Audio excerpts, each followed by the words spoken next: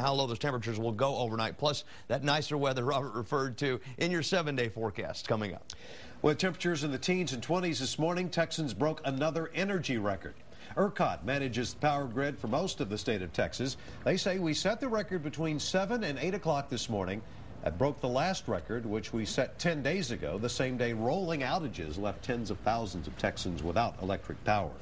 Today, Austin Energy faced some tough questions over those rolling blackouts.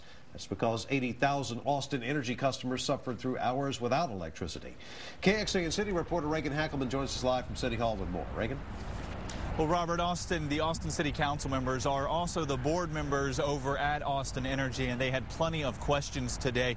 The big question is, why did most of downtown not have to suffer through the blackouts, why other people had to bear the brunt of all of the blackouts? Now, Larry Weiss, the general manager over at Austin Energy, started off by saying, in his opinion, the state got dangerously close to a statewide blackout last Wednesday.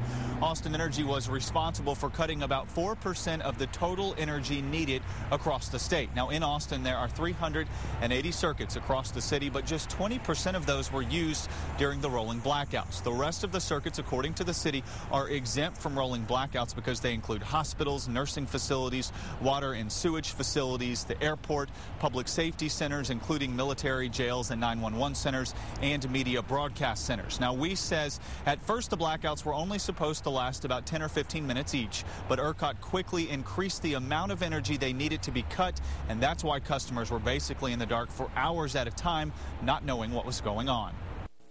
The key message here is that this happened so fast to our system is that we were overloaded just carrying out our job and our function, let alone doing the communications work with that.